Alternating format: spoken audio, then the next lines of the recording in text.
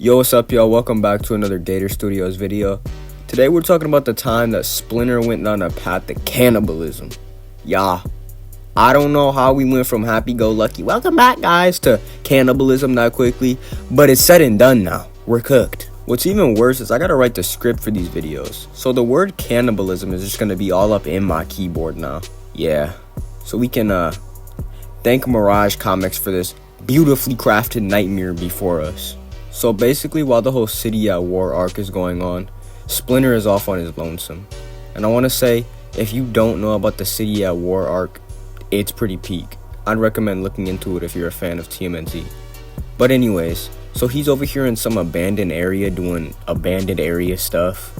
So he's on top of this silo looking down, and just because the world is preying on his downfall, a few bricks just stop bricking and collapse beneath his very feet, making him fall with them. He lands on the ground, cracking and busting his leg meat all over the floor. And for those of you that don't know what a silo is, like me, I had to do some research for this video. This is what one looks like, so rip bro. So he wakes up at the bottom and he's in extreme pain because he just turned his leg bone into a Kit Kat. And y'all know the slogan, have a break, have a Kit Kat. He had a break alright, I'll tell you that much. So he does what any ancient badass sensei would do. Makes a wooden splinter, pun right there. And he tightens the junk around his leg to heal. You know, this might cause just a little bit of pain. It's really only moving the already broken bone around in your leg meat. Nothing crazy for real. Splinter ends up blacking out because of the pain, and I mean, that's understandable. Then he wakes back up, and upon waking up, OG realizes that he's hungry. At this point, only God knows how long he's been down here. He tries to stand up and whatnot, but the pain from his busted up leg is simply just too much. So he's left, down in the cuts, to perish. And it's not like anybody knows his whereabouts, so he's just kinda cooked. Then disaster strikes. Yes, even more than it already has. The Rat King pulls up to the function. And brother is on one. He's over here talking crazy to Splinter, just jaw-jacking. And because Splinter is so hungry and in pain and all this, the Rat King tells him to eat a rat. That's really Splinter's only choice for food down there. And like I said, Lord knows how long Unk's been down there, so he's starving to say the least.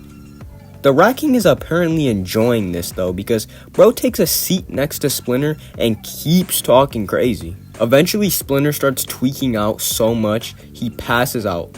And upon opening his eyes, he sees that the Rat King has become a rat monster. Like y'all see this too, right? Yuck! This boy Rat King just needs Splinter to eat some rat meat. He's basically begging and pleading at this point. I bet instead of eating and watching YouTube, he eats and ponders the idea of Splinter munching down on some rat juice. I bet instead of focusing on his grind every day and mapping out a plan to get rich, he's mapping out a plan to get some rats to feed Splinter for his delectable little feast. I mean, y'all heard the saying rags to riches, right? That boy clearly don't got no riches if he's dressed in rags. You know why? At this point, Splinter starts absolutely tweaking out, losing his mind. And for good reason. You see that thing? Even if I was a rat man, I would still tweak out seeing this. So the Rat King charges at Splinter, and Splinter starts tweaking out from this, so he starts screaming so much and so loud that he ends up waking himself up. Because apparently Splinter was either dreaming or had too much walk, because the Rat King isn't a monster. But this doesn't stop him from genuinely losing it. So the second he wakes up, he grabs and snaps and eats a rat. Yes, in that order. He's finally done it. And there's no going back now. He's a cannibal. Look at this nasty display. And you know the Rat King is geeked. Over here talking about some, this is your true form. Like, bro, if you don't shush. And by this point, Splinter realizes his leg feels a little better and he's able to walk by this point. And the Rat King tells him he's been in the silo for 2 months. So you telling me the whole time bro couldn't give him the status report until he was able to walk again? Like, bro, at that point, I'm cool. You could have told me this before. And you know, I'd like to believe the Rat King if it wasn't for the sole fact that Splinter finds Rat King's dead corpse at the bottom of the silo.